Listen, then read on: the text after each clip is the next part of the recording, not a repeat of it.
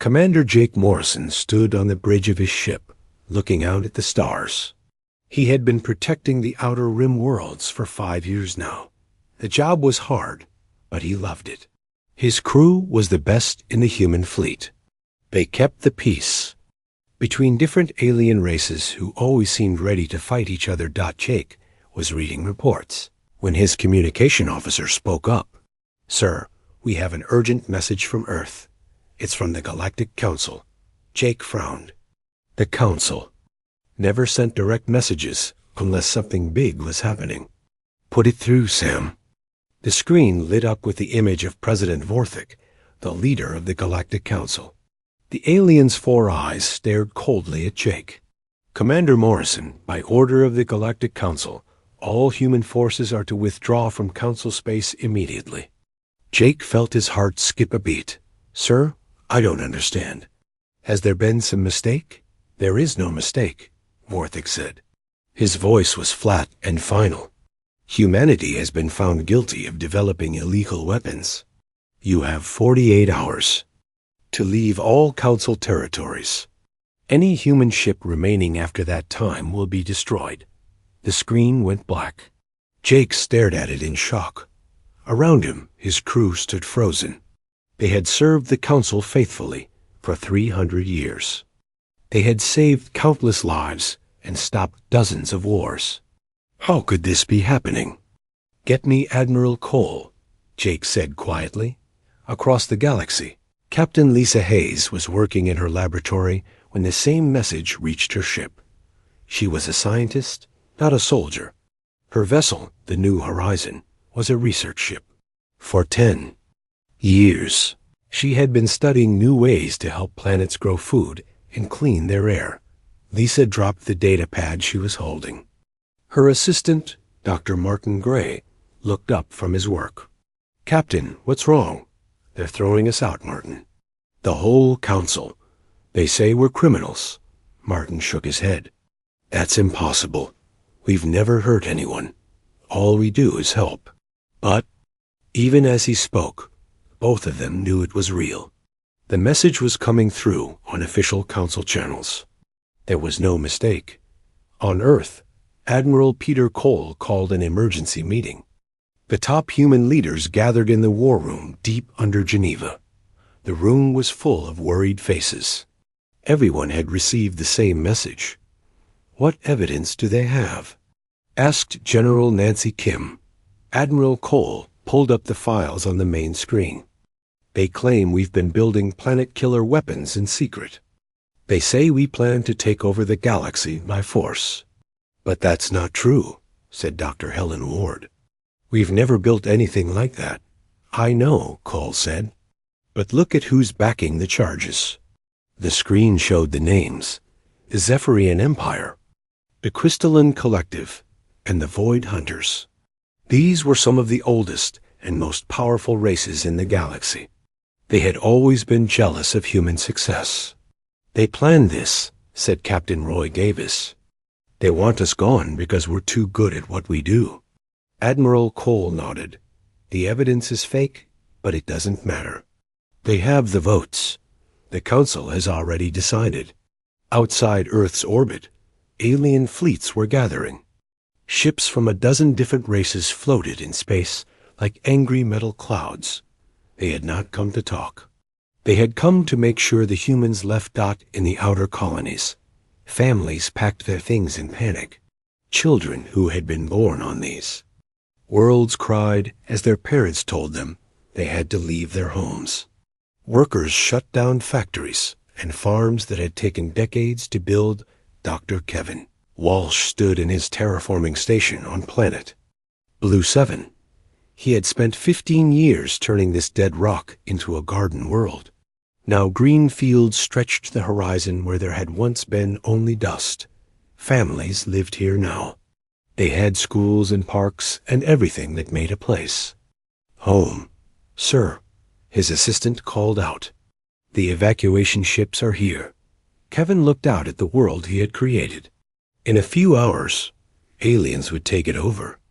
All his work, all those years, would belong to someone else. Engineer Rachel Stone watched from her space station as alien ships moved in to take control. She had built 3 stations in this system. They made fuel and supplies for human ships. Traveling through this part of space, now the aliens would run them. 15 years of work, she whispered to herself. The evacuation was the largest movement of people in galactic history. 17 billion humans had to leave everything behind.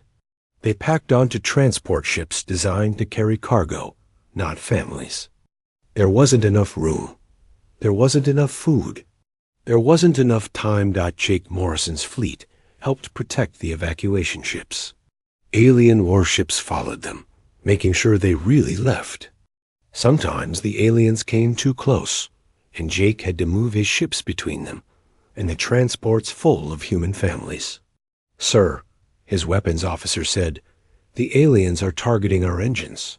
"Hold steady," Jake replied. "We don't fire unless—" They fire first, but the aliens never fired. They just wanted the humans to know they were watching. They wanted the humans to know they were not welcome anymore. Captain Lisa Hayes loaded her research onto transport ships. 20 years of scientific work fit into a few data storage units. Her life's work could now be carried in a small box dot as the last human ships prepared to jump to hyperspace. Admiral Cole sent one final message to the Galactic Council. "We came to you in peace. We served faithfully for 300 years. We saved lives and kept the peace. You repay us with lies and exile. You will regret this day." President Vorthik watched the human ships disappear into hyperspace. "Good riddance," he said to his advisors. "Finally, we can have real peace in the galaxy." The great human exodus was over. 17 billion people were now homeless, heading into the dark space between galaxies. Behind them, the aliens celebrated what they thought was the end of the human problem. They were wrong. 50 years had passed since the great exodus. Admiral Danny Parker stood in the command center of New Terra, the first city humans had built in their new home. Through the large windows, he could see ships coming and going from dozens of different worlds. The sight still amazed him. When the humans first arrived in this small galaxy cluster, they had nothing. No homes, no factories, no farms. Just 17 billion people, and whatever they could carry on their ships. Many thought they would all die in the cold space between galaxies. The humans were good at surviving. "Admiral," called out his aide. "Lieutenant Ben Foster. Dr. Amy Foster wants to see you. She says it's about the new project." Danny nodded. Dr. Amy Foster was one of their best scientists. She had been working on something secret for months. Only a few people knew what it was. Amy walked into the room carrying a small device. She looked excited, but also nervous. "Danny, we did it. We actually did it." "Did what?" Danny asked. Amy held up the device. It looked like a simple metal box with lights on it. "This can copy a person's mind completely. Everything they know, everything they remember. We can put it into a new body if the old one gets hurt or dies." Danny stared at the box. "You mean people could live forever?" "Not forever," Amy said, "but much longer. And if someone gets killed, we could bring them back with all their memories." This was huge. In the old galaxy, humans lived maybe 100 years. Now they could live for centuries or longer. They could learn more, do more, become more than they ever dreamed. Across the cluster, Captain Steve Rogers was testing his new ship design. The ship looked normal from the outside, but it could do something no alien ship had ever done. It could slip between different layers of reality. "Take us into phase mode," Steve told his pilot, Carl Johnson. The ship seemed to shimmer and then disappeared. But it was still there, just in a different dimension. From this hidden space, they could travel anywhere without being seen. They could also see into normal space without being detected. "This changes everything," Steve whispered. We could go anywhere in the galaxy, and they would never know. On the industrial world of New Pittsburgh, engineer Tony Black watched his newest creation come to life. The machine was as big as a building and hummed with power. It reached out with metal arms and began building another machine, just like itself. "How long until we have 100 of them?" asked his assistant, Mike Collins. 3 months, Tony replied. "And then those 100 will build 1,000 more. Within a year, we'll have enough factories to build whatever we need." The self-building machines were revolutionary. In the old galaxy, it took years to construct a single space station. Now humans could build entire fleets in months. But the biggest changes were happening to the humans themselves.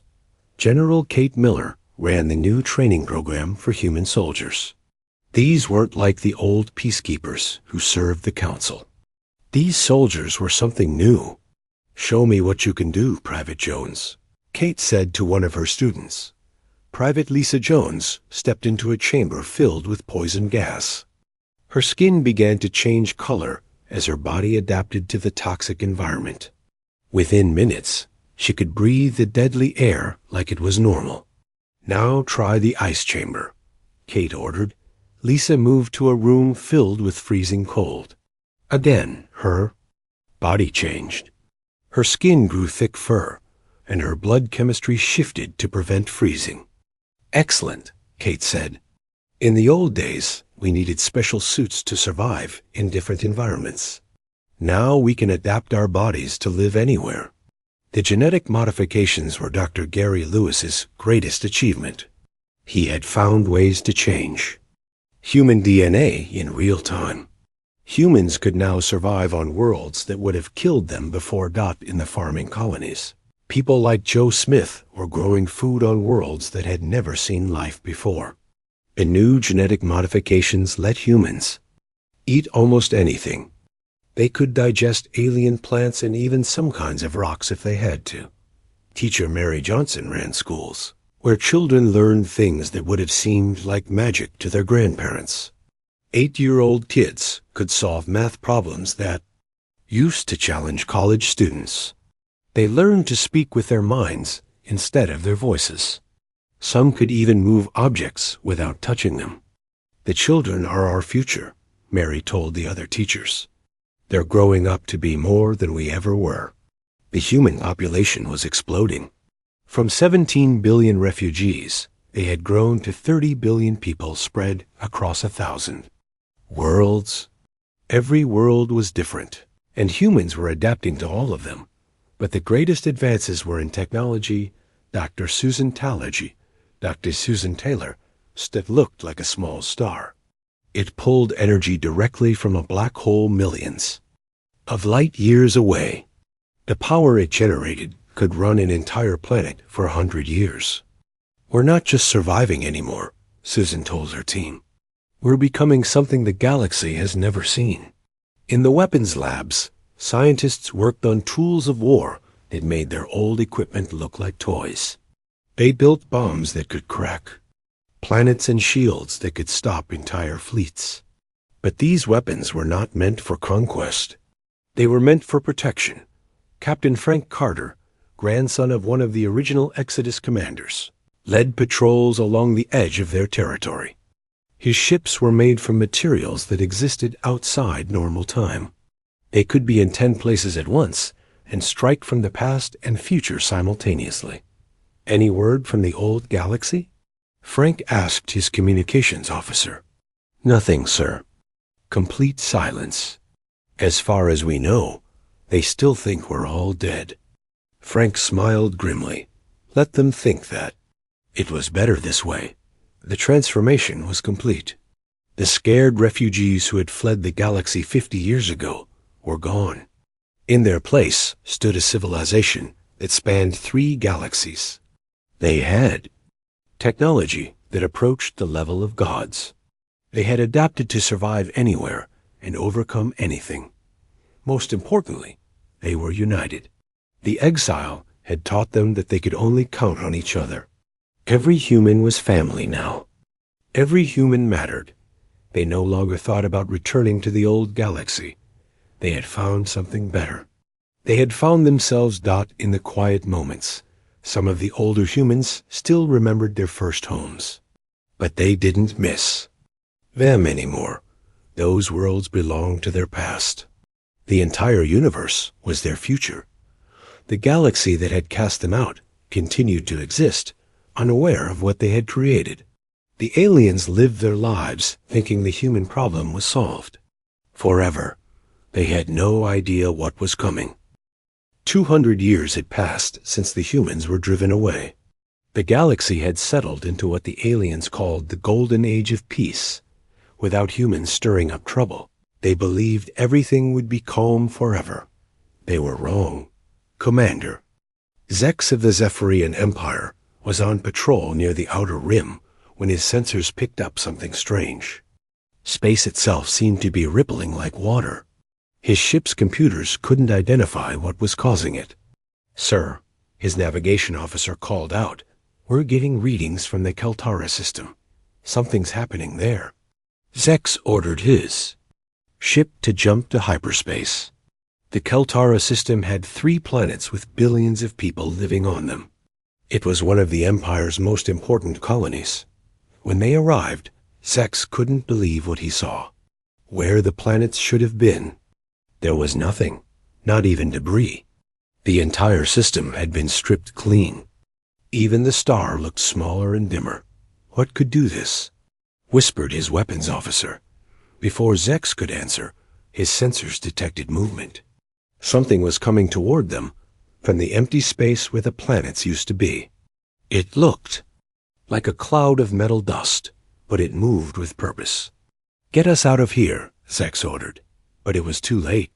The cloud surrounded his ship faster than light itself. Zex watched in horror as his hull began to dissolve. The metal turned to dust and joined the cloud. His crew screamed as the ship came apart around them. In his last moments, Zex sent a desperate message back to the Empire. "It eats everything. Nothing can stop it." The message reached Emperor Vorthik 3 days later. By then, 6 more systems had gone silent. The thing, whatever it was spreading fast. "What do our scientists say?" Vorthik asked his advisors. Chief Scientist Korex looked frightened. "We don't know what it is, Emperor. It seems to be some kind of machine plague. It breaks down all matter and uses it to make more of itself. Can we fight it? We don't know. Every ship we send disappears. Every weapon we try just seems to feed it more material to grow with." Across the galaxy, other species were facing the same problem. The Crystalline Collective lost 12 worlds in a single week. Their beautiful crystal cities turned to dust. That joined the growing plague. The Void Hunters, masters of dark space technology, tried to hide their worlds in pocket dimensions. It didn't work. The plague found them anyway and consumed everything. Council President Naxif called an emergency meeting. Representatives from every surviving species gathered on Centrum Prime, the Council's home world. The great chamber that had once been filled with proud aliens was now half empty. Many races had already been wiped out completely. "We need solutions," Naxoth declared. "This plague will consume the entire galaxy if we don't stop it." "We've tried everything," said Ambassador Kell of the Therian Republic. "Energy weapons just give it more power. Physical weapons get absorbed. Even our most advanced defenses fail." "What about the old weapons?" suggested General Vrex of the Mantis Collective. "The planet killers we kept hidden? We tried those too." Kell replied sadly. "The plague ate the explosions and grew stronger." Dr. Yelan, one of the few surviving scientists, stood up. "I've been studying the plague's behavior. It doesn't just consume randomly. It's learning, getting smarter, adapting to everything we throw at it. How long do we have?" Naxoth asked. "At current rate of expansion, the plague will reach the core worlds in 50 years. Total galactic extinction." In less than a century, the chamber fell silent. These species had ruled the galaxy for millions of years. They had conquered diseases, stopped wars, and built civilizations that spanned star systems.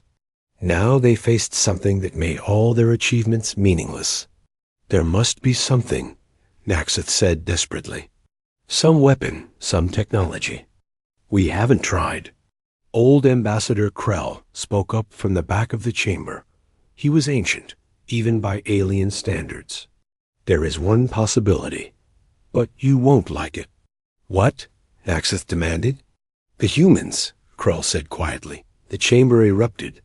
In angry voices. The humans are dead, someone shouted. We made sure of that, called out another. Krell waited for the noise to die down. Are they?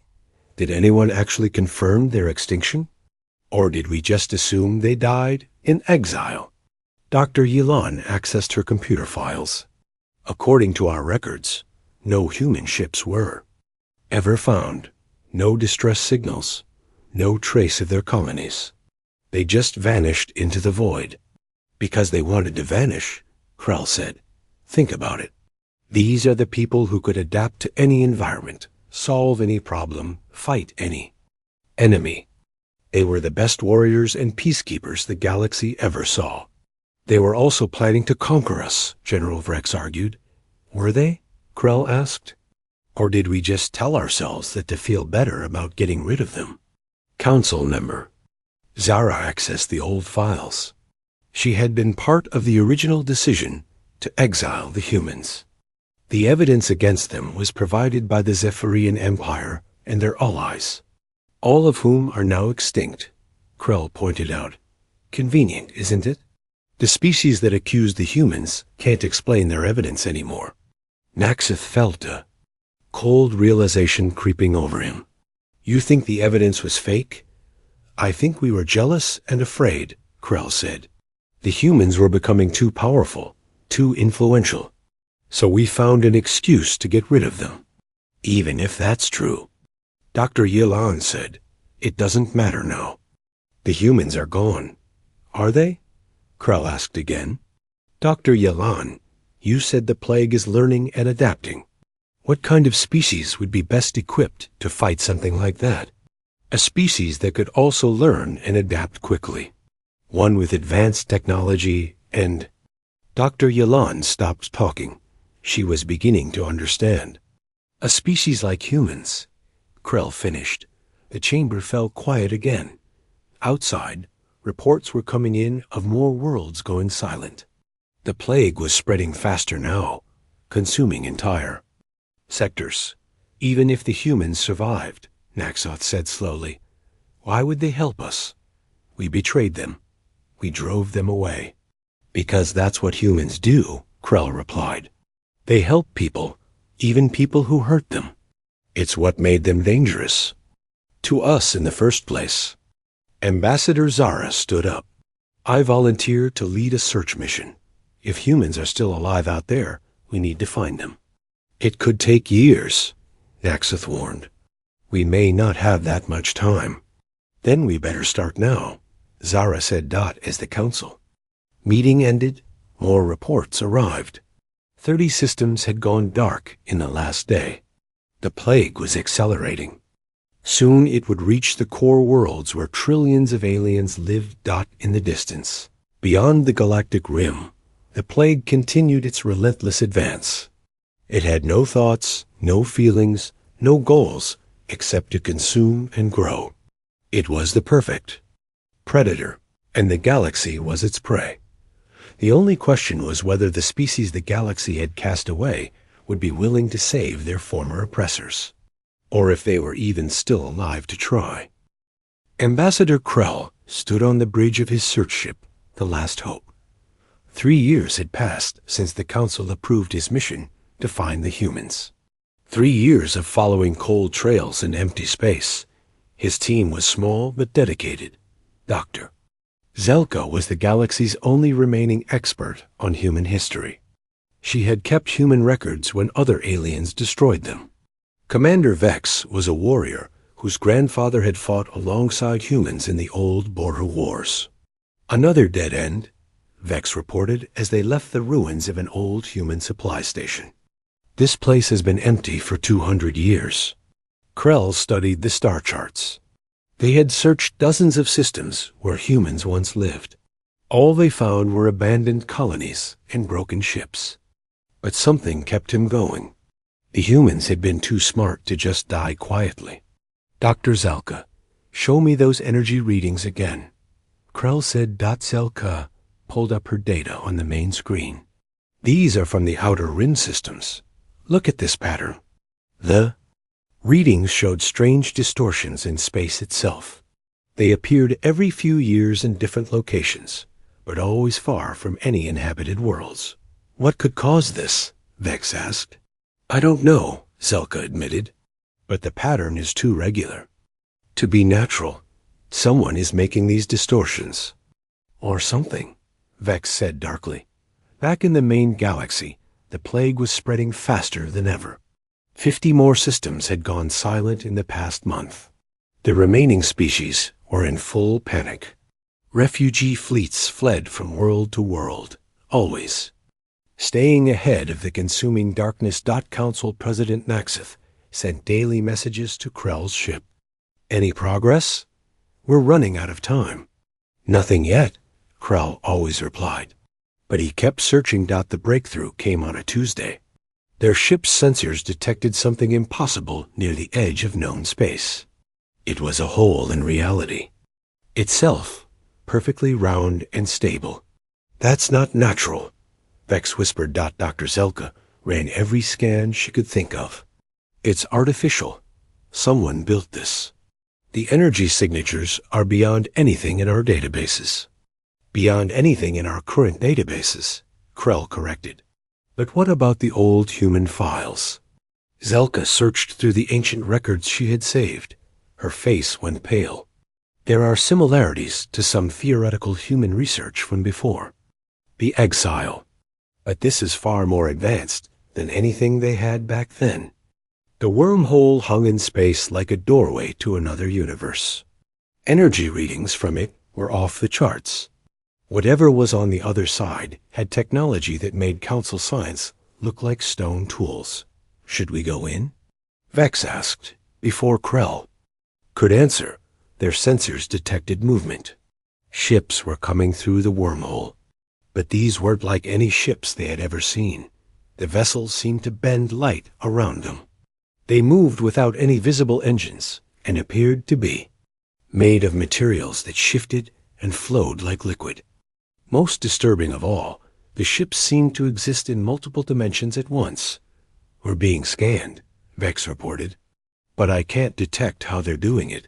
Can we run? Krell asked. No, sir. They're faster than us. Much faster. A voice came. Through their communication system. It spoke perfect galactic standard, but with an accent that made Krell's skin crawl. The voice was human, but changed somehow. Enhanced. Alien vessel. State your purpose in human space. Krell felt his heart skip. Human space. They had found them. This is Ambassador Krell of the Galactic Council. We're searching for human survivors. We need to speak with your leaders. There was a long pause. Then the voice spoke again, colder. This time, the Galactic Council. We remember that name. You are the ones who cast us out. Yes, Krell said, and we may have made a mistake. A galaxy is dying. We need help. Another pause. Follow our ships. Do not deviate from the course. Do not scan our vessels. Any hostile action will result in your immediate destruction. The human ships surrounded them and began moving toward the wormhole. As they passed through, Krell felt reality twist around him. For a moment, he existed in 10 different places at once. Then everything stabilized. They emerged into a galaxy that took his breath away. Thousands of stars burned brighter than they should. Planets hung in impossible orbits. Space itself seemed alive with energy. By the Ancient Ones, Dr. Zalka whispered. What did they become? Their escort led them to a structure that defied description. It was part space station, part planet, part something else entirely. It existed in normal space and several other dimensions simultaneously. Terra Prime, their escort announced, the heart of human civilization. As they docked, Krell saw beings that had once been human, but were now something more. They moved with perfect grace and seemed to communicate without speaking. Their eyes held intelligence that spanned centuries. Admiral Frank Carter met them. At the airlock, he looked human, but Krell could sense the power contained within him. This was a being who could probably destroy stars with his thoughts. "Welcome to our home," Frank said, "though I suspect you wish you had never driven us to build it." They were taken to a meeting room that existed outside normal time. Past and future seemed to happen at once here. Krell tried not to think about what that meant for human technology. "You said the galaxy is dying," Frank continued. "Tell us about this threat." Dr. Zelka presented everything they knew about the plague. The consumption of worlds, the failure of all weapons, the spreading, darkness that could not be stopped. Frank listened without emotion. When she finished, he was quiet for several minutes. Then he spoke. "We know about the Devourer. We've been watching it spread through your galaxy for 50 years. You knew?" Krell was shocked. "Why didn't you help? Why would we?" Frank asked. "The galaxy made it clear we weren't welcome. You celebrated when you thought we were dead. But billions of innocent people are dying," Dr. Zelka pleaded. "As billions of humans suffered when you drove us into exile," Frank replied. "We remember. Every family torn apart, every child who died on the refugee ships, every world we lost because of your lies." Vex stepped forward. "My grandfather fought beside humans in the border wars. He said humans always helped those in need, even their enemies." Frank's expression softened slightly. "Your grandfather was a good soldier, but the humans he knew are gone. We evolved beyond the need for galactic approval." "So you'll let everyone die?" Krell asked. "That remains to be seen," Frank said. "The Human Leadership Council will debate your request. But I warn you, we are not the same species you cast out. We owe the galaxy nothing." As they were led to guest quarters, Krell wondered if they had found salvation, or just another form of doom. The humans had survived and grown powerful beyond imagination. The question was whether they had also grown beyond compassion. The Human Leadership Council met in a chamber that existed between moments of time. President Julia Adams sat at the center, her mind enhanced with centuries of experience and knowledge. Around her, 50 of humanity's greatest leaders debated the fate of the galaxy that had cast them out. Ambassador Krell and his team waited in another room, watching news feeds from their dying galaxy. Every hour brought reports of more worlds consumed by the plague. The death count was now in the trillions. "They're afraid," Dr. Zelka observed, as she watched the alien refugees fleeing from system to system. "Just like we were when they drove." US away, in the council chamber, the debate was fierce. General Paul Wright spoke for those who wanted revenge. "They made their choice 200 years ago," Paul declared. "They called us criminals and threw us into the void. Billions of our people suffered and died because of their lies. Why should we save them now?" "Because we're better than they are," replied Dr. Susan Bell. "We've evolved beyond their petty jealousies and fear.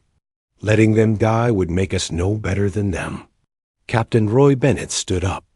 "I command fleets that could sterilize the plague in days. But every ship we send means risking human lives for aliens who hate us." "Do they still hate us?" asked Engineer Helen Clark. "They came begging for help." "That's not hatred, that's desperation." President Adams listened to all sides.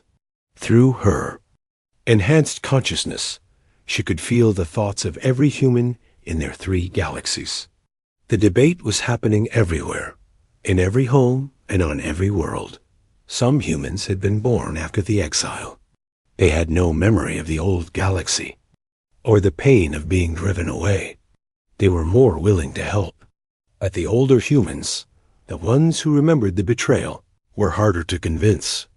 Admiral Frank Carter spoke from his position as fleet commander. If we decide to help, we need to understand the cost. The plague isn't just consuming matter. It's learning from everything it eats. Fighting it means risking our own technology being turned against us. But we're not the same species that left the galaxy, pointed out Dr. Chris Taylor. We've grown beyond their understanding. We have weapons and defenses they can't even imagine. President Adams called for order. The question isn't whether. We can defeat the plague. The question is whether we should. She turned to the data feeds showing the alien refugees. Families huddled in overcrowded ships. Children crying for homes that no longer existed. Leaders begging for help from anyone who would listen.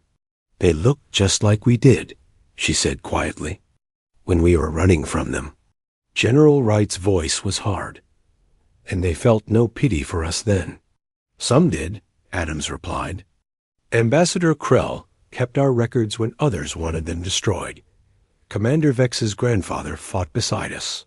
There were always some who knew the truth. The debate continued for hours. Finally, Adams called for a vote. The result was close, but clear. Humanity would act, but not in the way the aliens expected. In the guest quarters, Krell received the summons. He and his team were brought back to the council chamber, where President Adams waited alone. We have made our decision, she said. We will stop the plague. Krell felt relief wash over him. Thank you. The galaxy will be forever grateful. Don't thank us yet, Adams warned. We're not doing this for you. We're doing it because it's right. But we will not rejoin galactic society. I don't understand. Adams smiled sadly. You will. Admiral Carter will explain the details. Within days, the largest human fleet in history gathered at the edge of their space. Ships that could exist in multiple dimensions, weapons that could reshape reality itself, and soldiers who had evolved beyond the limitations of normal biology. Admiral Jake Morrison IV commanded the fleet. His great-great-grandfather had led the original exodus, and now he would lead their return. But this wasn't a homecoming. It was a rescue mission. The human fleet entered the plague-infested galaxy like ghosts. Their ships moved through dimensions the aliens couldn't detect. They struck the plague from angles that didn't exist in normal space. The war lasted 6 months. The plague was vast and intelligent, but it had never faced anything like humanity. Human weapons didn't just destroy the plague machines. They converted them, turning the plague's own consumption ability against itself. Where the plague had consumed worlds, the converted machines began rebuilding them.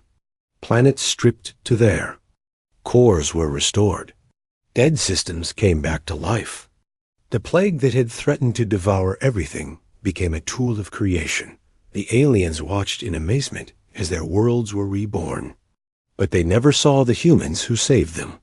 The human fleet worked in dimensions beyond alien perception. When the last plague machine was converted, Admiral Morrison sent a single message to the Galactic Council. The threat is ended. Your worlds are restored. Live in peace.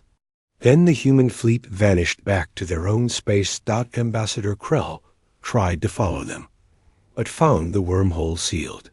In its place was a barrier of energy that surrounded the entire galaxy. Nothing could pass through it in either direction. President Naxeth sent desperate messages. Please, we need to talk. We want to make amends. The response came from President Adams herself. You have peace now. Protect it. The barrier will ensure no outside threats can reach you. But neither can you reach us. We are done with the galaxy. What about trade, diplomacy? We could work together. The galaxy chose to exist without humans 200 years ago. Now you can do so forever. We have found our destiny among the stars beyond. On the rebuilt worlds, monuments were erected to the unknown saviors. Children were taught about the plague and how it was defeated by mysterious forces. But the truth was kept secret by the council leaders who knew it. In the great council chambers on Centrum Prime, one chair remained empty. A simple plaque marked it, reserved for the species we cast away, who saved us despite ourselves. The galaxy prospered under human protection. Wars became rare as species focused on rebuilding rather than fighting. The barrier that surrounded them became a source of comfort rather than confinement. But sometimes, on clear nights, people looked up at the stars and wondered about the beings who lived beyond the barrier, the ones who had become something greater than gods, something beyond their understanding.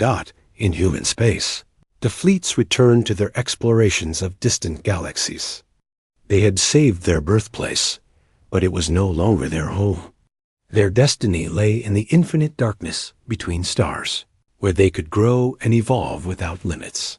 The galaxy was safe, but it would forever be alone, protected by the species it had driven away and who had become more than anyone could have imagined.